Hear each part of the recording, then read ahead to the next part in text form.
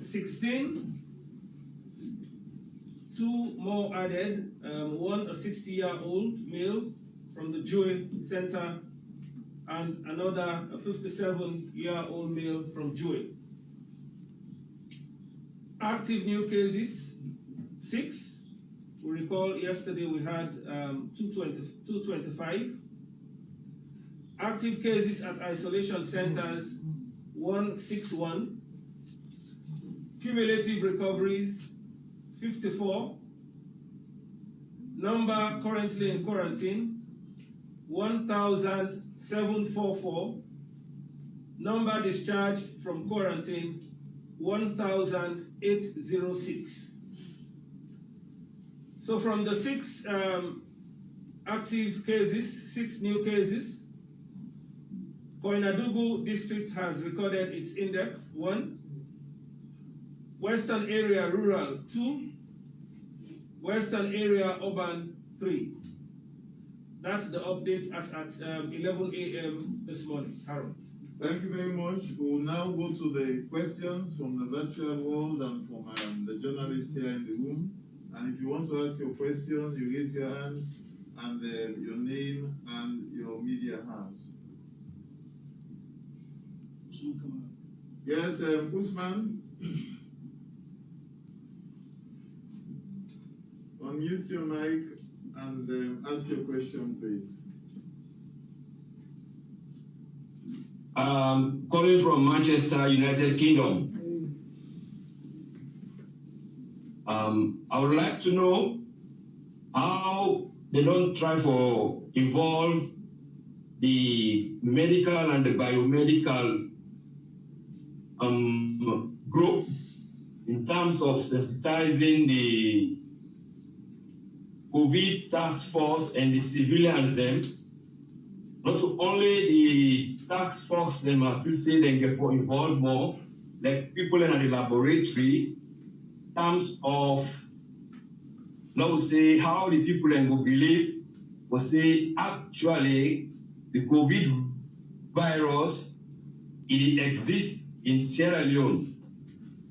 And also I want to know the rooms them where then they keep the individuals them, if they don't make accommodation for let them go be negative pressure. In other words, the one that where they nearby in the quarantine centers, like the next adjacent rooms, they will catch the virus. So I just want to know if government they make facilities for make the bedrooms where they be or the facilities as negative pressure. Because as UK here where they work, I feel some of the facilities they shouldn't be do. I can understand say Sierra Leone then they face economic problem. But is there any place for that? And also for include the laboratory specialists them for letting go alongside with the task force for educate them the virus it really exists. But the people let know for believe that. But that's my own question. Okay, thank you very much. Yes, Mr. Saidu, can you ask your question, sir? Good morning, and at the call from Freetown West and Urban College. We actually want to tell the response team thank you very much because it's not easy around the world so far waiting to happen, and I feel say so far it don't become a very good response. But however, I think there's some few concerns that were raised, not to journalists, not just a peaceful citizen. One of the concerns one raised now that is it possible for long people to know how many tests they do we come out with this number of results. For example, if we say we get 6 or 12 new cases today, how many tests they do we come out with that 6 test case? How many tests they do today? They have many come out for the positive. So at least we as people will get some amount of public health background will understand the flow of the tests, the number of tests, and the outcome of the result will then get out of that number of tests so that positive predictive values could be determined. Secondly, I believe say the community where they live and few other communities where they work as well, and they work like very informal settlement there around Freetown. Currently being a PhD student with the Baku School of Tropical Medicine. So I actually they work like slums and if look like stigma like in something where they look against. They feel say they are stigmatized, and they feel say they are not informed, and they feel say not true as well. We come about from like I say community ownership. Is the response team looking at community ownership, and community ownership not in theory but in practical, wherein the community themselves take the ownership of the response to the various communities. Once that is not done, I feel say we still get challenges in their communities, because informing people about COVID in informal settlement, I mean slum areas, and informing people in formal settlement, like say you go to PZ or you go to Shakastebe Street, those are two different lines of communications, and people need to get a thorough breakdown of information in informal settlement. So I believe in the information, education, and communication specialists need for actually do some field research around informal settlement, because we now know say places that they come up from slums area and they need a very thorough better communication. One thing I look out yesterday clearly now one of the slums that I visit now that one they say no, we don't know water, we always get cold. So that COVID they talk about, not a symptom for we always get cold. So if somebody can't get cold and they can't go, then that means that person they not to COVID get. We are look at and say no, I think the information not go down very well the way we're supposed to go down. So I feel say the response team try to tailor the communication to slum areas down there, then it will be better for we. So finally, I want to look at contact tracing. We also see in the communities area where they live, of course, currently depending on our quarantine.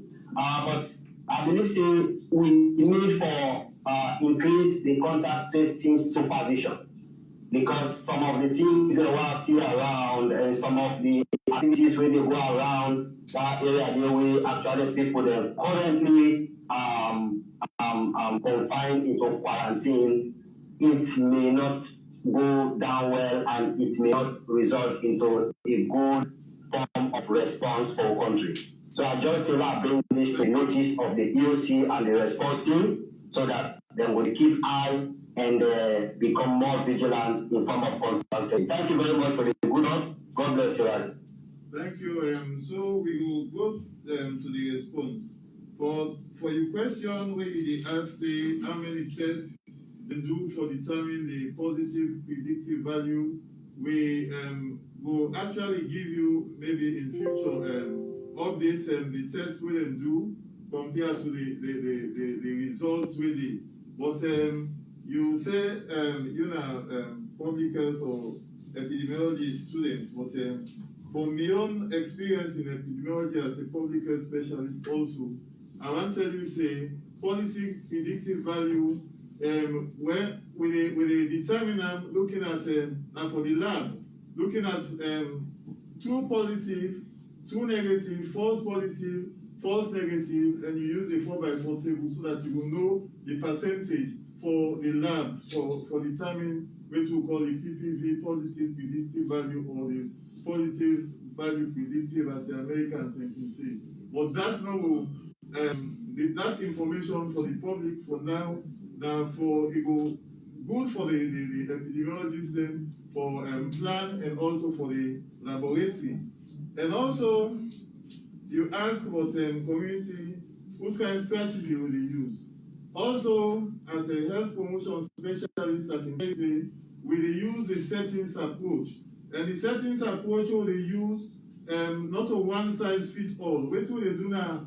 Kube, it will different from what will they do now, PZ and other areas then. So they actually, you know, they use behavioral change communication strategies where we get plan with strategy, with communication strategy, we're guided by theoretical framework what they use. So not a work at face value, but we get waiting guide the process as it were. So that's so we actually do for community. So not a one size fits all, but we are guided by the communication strategy where we will already get for use. So for the other questions, also it's a code.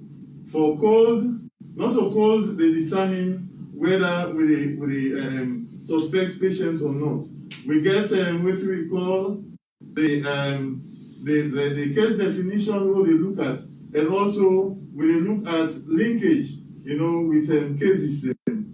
And if even you get signs very similar to cold, if they do the test, it will able to know whether now COVID you get or not to COVID. So it's what they do.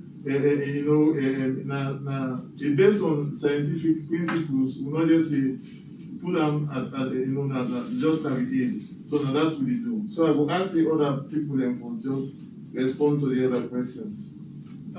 Thank you very much. I think the person also talk about what will they do for make sure they will reduce another the pressure. Okay, the negative pressures also.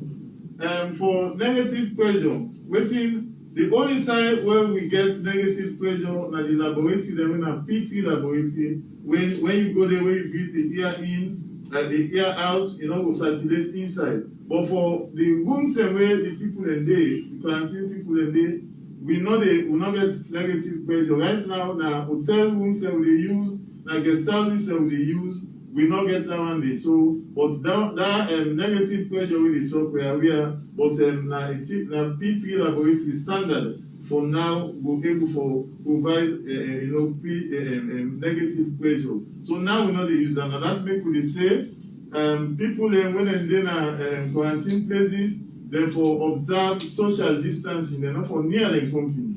And if they're near the company, if one person positive, then even if you're negative, you don't do the 14 days of strict medical surveillance, you will still repeat the process. And if you still continue for the mingle with other people, then that process they will repeat them several times over. The surveillance people then they do what we call risk assessment. And that makes some people in there, if they're negative, then they allow them to go. Even in positive case, other people then they left them, depending on how you interact with other people. Okay. Thank you very much. I think the person, somebody else talk about community ownership.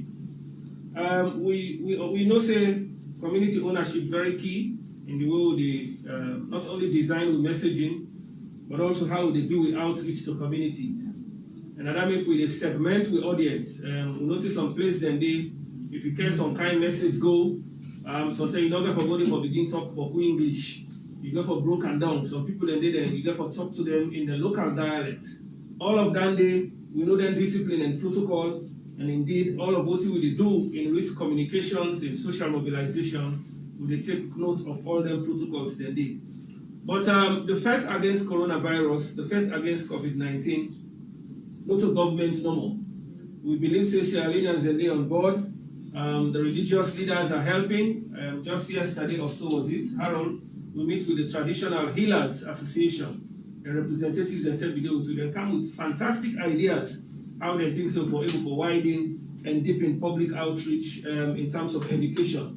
So we talk to different people. The artists are also on board as we talk. So some artists then come together and we all discuss and they say, given the nature of the sacrifice of healthcare workers, we believe so for say thank you to healthcare workers. So I think say by now they for not hit the studio or design a special song for we healthcare workers. So religious leaders, traditional healers, we chiefs them, we councillors, parliamentarians, everybody involved. And so when we look at the role of what we call public influencers or community influencers, we believe so for certain communities, you go for identify the community influencers the way they did, and use them to be an important vehicle in message dissemination. So all of that, we don't take note of them, and then they help for define and complement with public outreach in terms of education for COVID-19. Yes, thank you very much, sir. Again, you've been talk about say how we will use the medical people and biomedical Yes, of course, we themselves help them at the process, then they give what we call expert knowledge. And much as they give expert knowledge, we also they deal with lay perspective.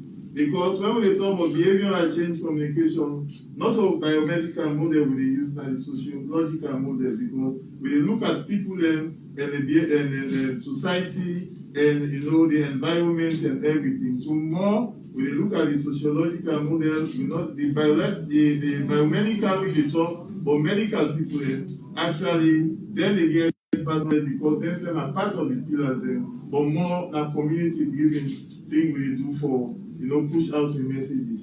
Thank you. So we'll go to the next round of questions. Yes, okay. Yes, Mohamed Lamin Banya from AYV. I want to continue the same trend for going on with local language Creole. Just like quoting one of the people that say, "Oh, talk just now." Like I want to know during the course of the lockdown, how many tests we conduct and what are the result them. Mr. Howell, coronavirus and malaria, like they almost get the same kind of symptom. For example, the fever. My question now is, since the inception of coronavirus, how many malaria cases they would record and how many deaths of malaria cases they would record as well? Okay. Yes, yes. Jonathan SMBC. Jonathan SMBC. With all the intricacies of that national lockdown and national lockdown, we are still seeing new disease recorded cases like the Koinadubu. So what we want to say that the strategy are the case to Koinadubu. And secondly, international standard for fighting corona after the country recorded 3 above death case, there should be national lockdown. So why we are not practicing that as a country? Okay, thank you. Yes. Yes, in continuation to that, you want to know whether EOC can explain also how to do them burial of them case reserve of that. Then 2, watching international media or the analysis they give projection of confirmed case of for camp, whether for get dead. I don't know whether Salon will get a kind of capacity that will give projection. Then also when they talk say no need for name hotspot areas. But we see international media also on the national side. They name areas or states where not was in a hotspot and hotspot states. We are in so the concentration keep more than necessarily.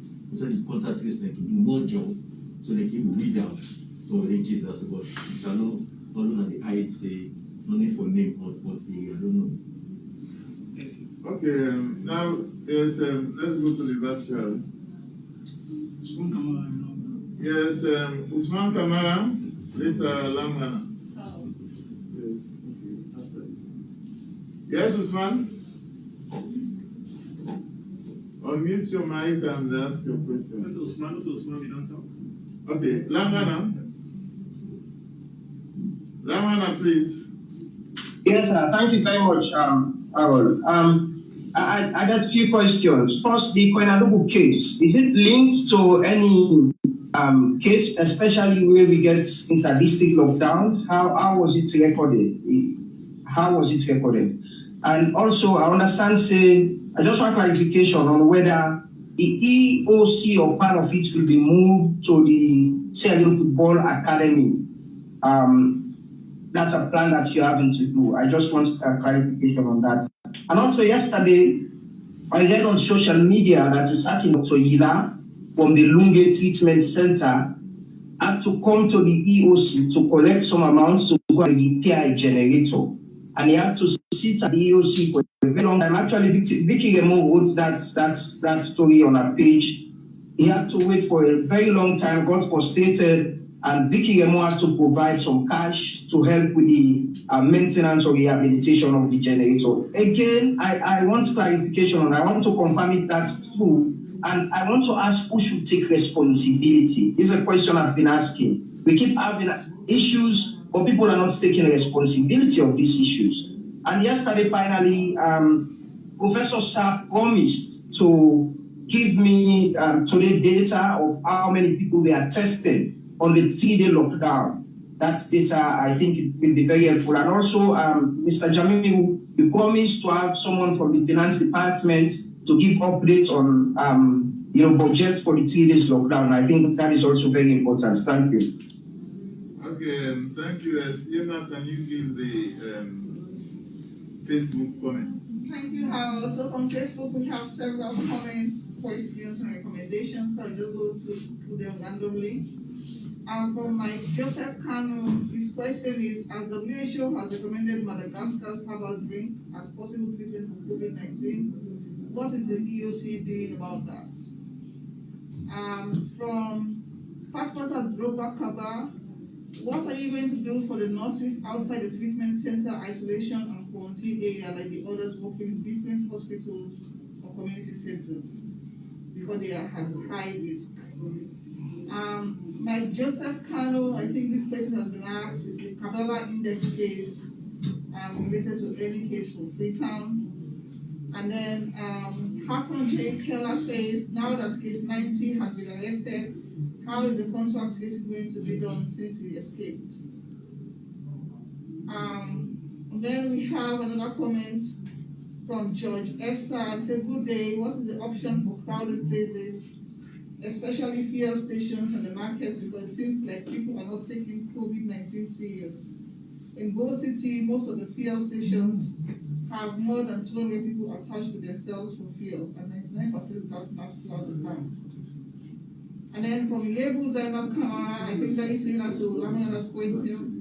She says, good morning, my question is what happened yesterday with Dr. Alusain of Lunge Government Hospital, who was invited by the EOC to pick up money needed to repair 2 generators meant to provide electricity at his base in Lunge. Dr. Alusain waited for the 10 million euros at the EOC base for over 4 hours, but nobody was given to him. And then from Jerome Fell says, when does Lunge Airport open again? My wife and 2 Gayu kids, 4 and 1 year old, want to go back to their house in the Netherlands. From Solomon Williams, he says, it may sound interesting as you read, I'm pleading for government officials to sacrifice their salaries to the fight against COVID-19 as a bright example. Thank you. Is it the last one? He's pleading for government officials to sacrifice their salaries. The other government officials don't take salary. Okay, that's good. Okay.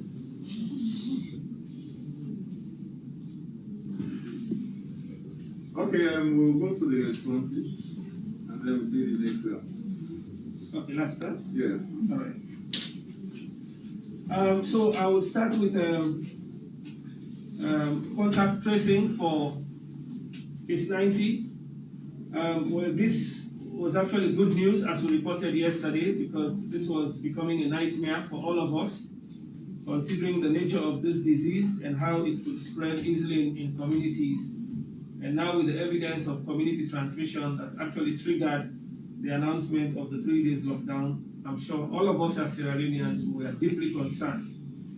Now that he has been tracked, we want to assure the general public that the necessary protocols on contact tracing had been triggered, and those processes are ongoing, and will ensure that all those persons who constitute primary contacts are taken to where they are supposed to be, and eventually after the incubation period, the normal test will be taken, and the public will be informed of the outcome.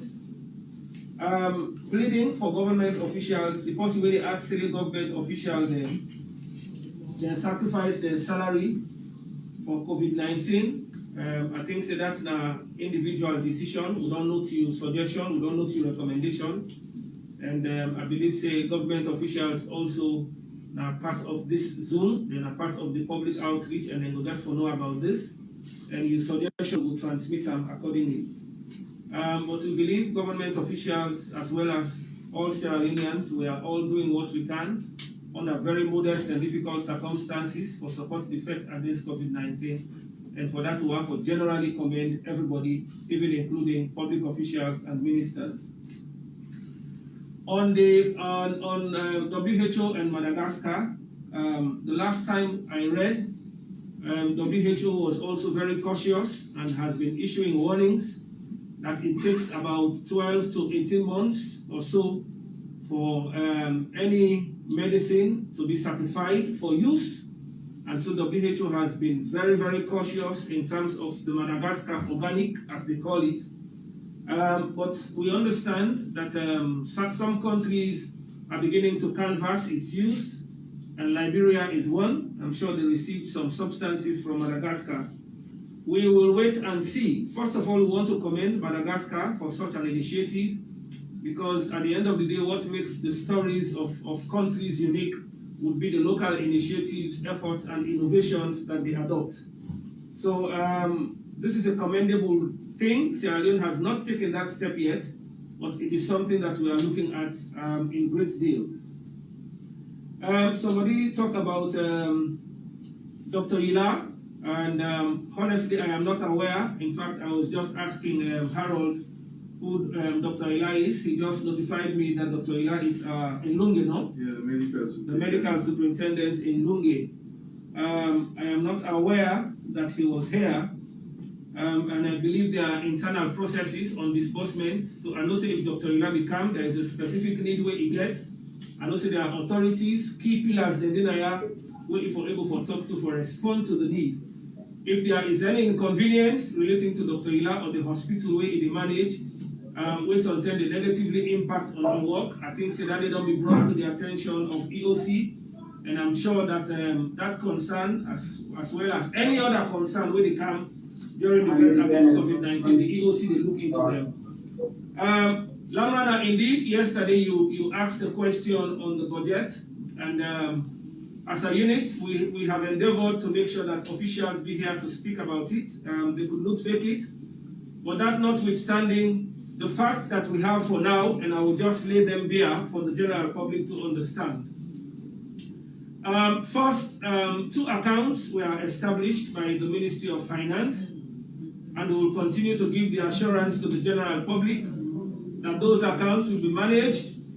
Funds that are meant for use for the fight against COVID-19 will be managed within the framework of the Public Financial Management Act.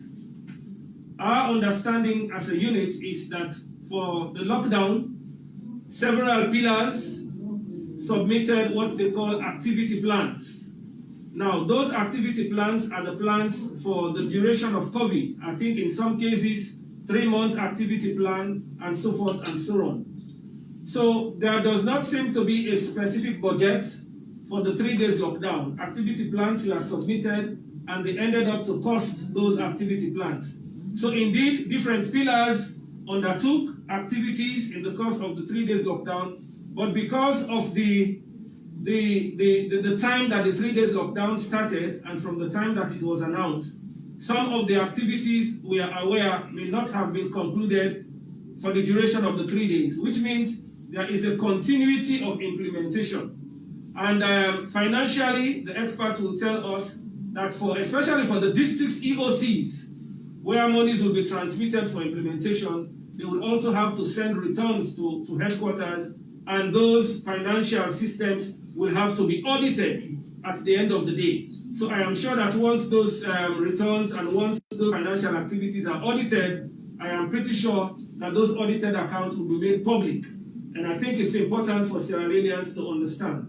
So I am sure that when you have an audited account, it will now give us a comprehensive outlook of what the incomes are and what the expenditure are at the end of the day, and whether there are any other supplemental analysis that the public should be aware of. So that is what we have gathered at this point, that their activity plans were submitted for the for implementation for the 3 days, but some of those activity plans were not completed. So I think there is the understanding that they should continue implementing them. So you don't really have a budget specifically for 3 days. That is my understanding until there is contrary evidence. So I'm sure that that discussion around that may continue. With respect to part of EOC, whether we are looking at going to King Tom, our team also went to King Tom about 4 days or so ago. Yes, that discussion has been ongoing. We had looked at the possibility of seeing how some of the components here may move to King Tom. We have looked at it, and I think that decision has been taken, because there is really the space here.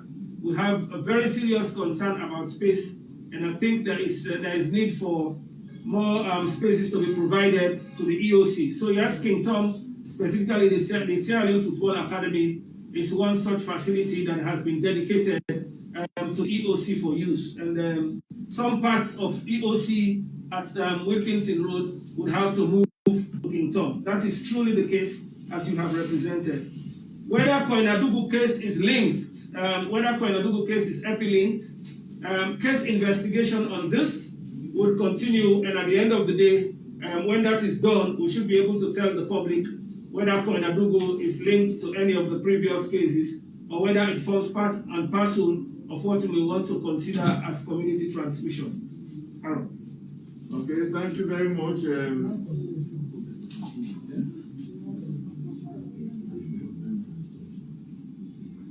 Yes, unfortunately, Professor Sapude, for there today, as we all know, now they lead the case management pillar, a key person case management, so it goes doing official duty, but when he can, he will able to address the questions may be related to him, because we are in an emergency situation and the need for get answers on the treatment facilities. Okay, any more questions? That's a question about malaria and. Okay, for malaria and COVID. As we know, malaria and febrile illness, meaning fever, now one of the cardinal signs of malaria. And also, COVID self gets fever as one of the cardinal signs. But we get very distinct because COVID gets fever, it gets cough when a dry, painful cough, and it also gets, general feeling of where you feel, let's say, you're not well. And also in late stages, you get difficulty in breathing. But now that makes me say, anybody, when you get symptoms and you for call 117, but even if you go for malaria, now you feel well, you go to the hospital, then the clinician or the physician will able to determine, because nobody will say you get well na malaria again. Now the health worker will able to determine, they will do the way to call the differential diagnosis. Okay. So like I say, almost case of malaria in the record since Corona time. How many deaths as well? We not were able for now because they give request, but we get with data, we get the DHIS where they capture data on every disease. But if you want a specific on malaria, then we can able to look at the database for you. But malaria remains again the leading, in cause of mobility in Sierra Leone. If you go to any health facility, it top the chart of diseases we did. But that's not a part of the updates except if you want a special one on this. You can also engage we go able to get the data for you.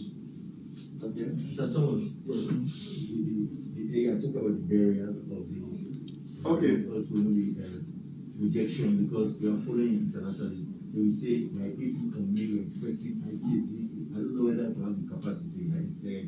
Yes, of course. Our people. For projections, we get the capacity because we get experts in the Ministry of Health, and also we work with the World Health Organization and CDC.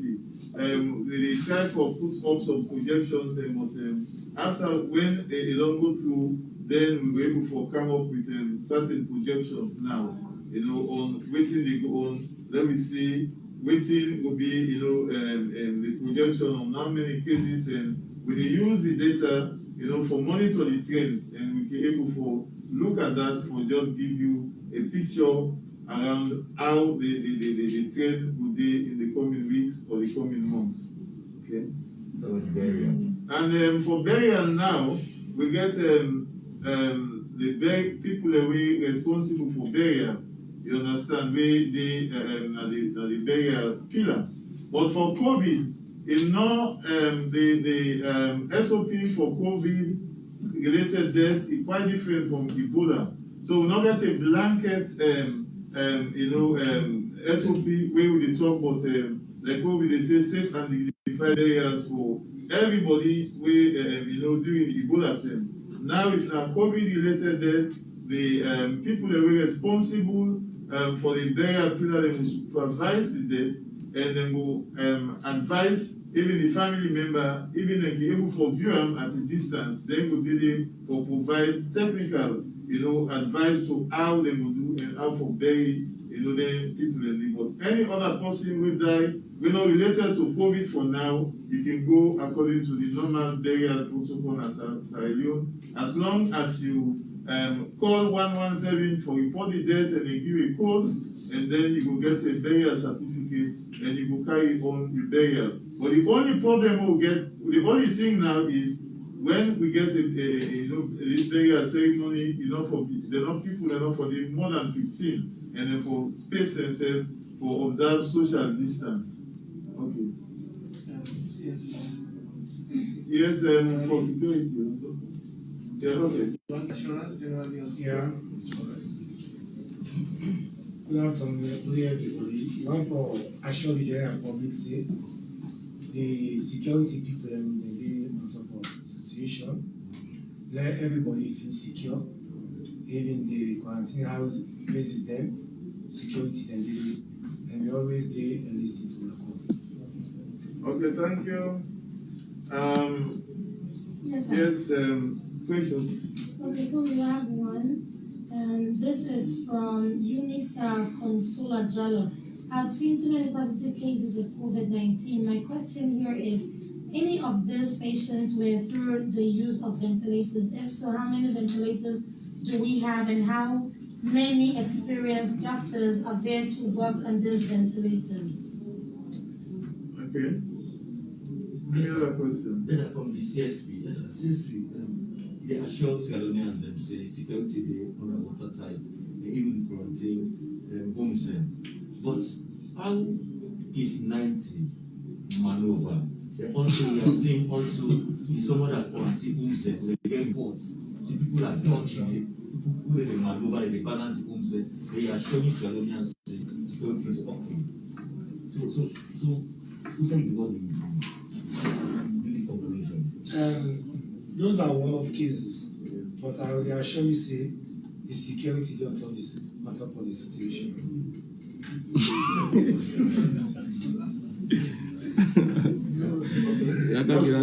Okay, with regards to ventilators, when when COVID starts, the concern is there about ventilators all over the world. But science is uncertain and science is changing. For now, we get quite a handful of ventilators, new ones added to the old ones that we get. But from where we start, we're not even get calls for using ventilators because the people in a way actually get COVID. They not get any. They not show any respiratory signs of distress. We go warrant the people for use do intubation or for give ventilator. Most of them they get underlying causes them, other causes them. Where most of them causes them they can be the primary cause of death. So, but we get enough ventilators now for handle then cases they giving that not to all. Anybody wey go na the treatment center go get for go be cases wey na very very serious cases. Most people they get mild cases, mild symptoms, and some not they present any symptoms at all. But the severe ones also, if only if you get the problem, respiratory problem, you will need ventilators. But most of them now, according to what we get from the people in our treatment center, they not even require ventilators. Okay. Just a quick answer with regards to the ventilator. I understand say some students that are from FBC also they make ventilator. They're not only testing now. I want to know if I have a partner with them, not in this case for the corona, but for subsequent thing as well. Okay. So any other one, because we come to the close now, and you take the final round of questions. Yes, sir. My name is Jackson. I'm working for CTN. You may agree with me that Sierra Leone is recording the lowest confirmed cases compared to the Mother River, countries in the Mother River, the East than Nigeria and Kenya. But when it comes to debt, we are recording the highest. So what is wrong? Do you know Liberia's debt as of today? No, do you know Liberia's debt as of today? When you say we are recording the highest, do you know Liberia's debt as of today? So you have to do it. To be fair to yourself and to the public. Okay. Yes, you want to talk about the innovation on ventilation for the students? Is there a question on innovation? Yeah, yes. Then you can say some students from LVC and they do some. Well, I just want to say, in one of the programs, we don't get, I think the fact say this is a calamity, and the fact say Salone, like every other nation, pushed to the wall, it make Sierra Leoneans, they don't get the sense of innovation more, and for see what are some of the local ideas who can bring on board for support the threat against COVID-19. So, about 3 days or so, together with the coordinator, we be able to listen to some Sierra Leoneans way. Some come, we look at the PPEs, we come and say we think some of these things could be made locally. Some chemists and the young doctors then come and they say they don't look at the WHO prescription or the concoctions for hand sanitizers, and we think these are things you can do locally. I even think say Shakadas and some other people that already do some local one. Like the face mask, they use. Sierra Leoneans, they do face mask now. They take the normal cloth, they do face mask. So there is a lot of local initiative going around. And somebody tell me about the Sierra Leonean will also do the hand washing machine where they use sensor. So for we, it's a beautiful thing, and we think say we should be willing to open up more to those local ideas and initiatives. Because at the end of the day, when we write about Salone in story for fight COVID-19, and some of them local ideas will help you in the fight against coronavirus, and will make we story very, very interesting. My brother talked just now about debt. I just want to wrap up on Dandy because as a government, we will make sure that we do everything we're supposed to do for those save lives.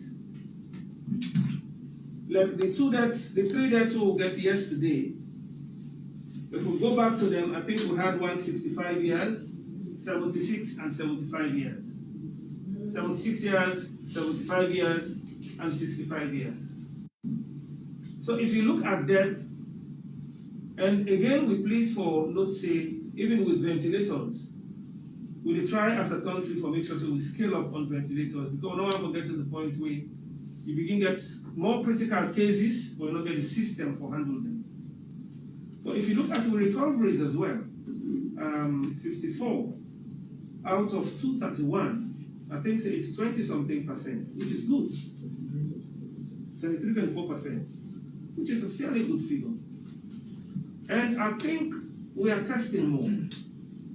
Because the test I make the positive cases, they come up. I don't know Liberia their figure as of today, but the last time I watched Liberia figure, where you look at the death. You know, and sometimes these way people they talk about, they look at comparisons, we always want to compare within context.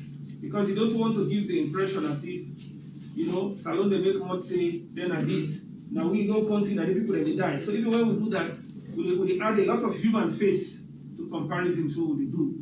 But when you look at the sub-regional statistics, and we know in other countries, we don't know what happened. Remember the last time when America they accused China, say China they hide their figures. We go to the donor Salone now with this but you know, what in other countries they do for their own, and they know how they do it, and their own systems. But as a country, and we think so we're very open about this, we think so we're very transparent about this, we're very forthright about this, and anything what they do, they bring the citizens along. You know, in terms of contact tracing under surveillance, in terms of the testing what they do, even on testing, we try for scale up. So really, in terms of the deaths that we don't get, 16, it's unfortunate that people lost their lives, but we also do attribute this to within the medical people that we call comorbidity. You know, one day we talk about when some renal, some kidney failure. We don't get a lot of even this one we don't get today. Harold will tell you say itself gets elements of comorbidity, the two they will get, you know. But whatever we can do, and we continue for count on, we all support. Whatever we can do to save lives, we can save lives. But I think in terms of the fight against coronavirus, Sierra Leone is not doing bad at all. Okay, Yema, just the last. Thank you. So these are just data I want to share from the CDC. We came yesterday at 6 p.m. As of yesterday, Liberia don't report 20 deaths. Guinea don't report 10. And as of yesterday, Salome reports 14, today 16. Thank you. So that's the point I was asking. Okay, thank you very much. We will bring the recording to a close for today, and tomorrow we will be there 11 o'clock at the same venue, and for the virtual world, the same link. Thank you very much. Stay safe. Thank you.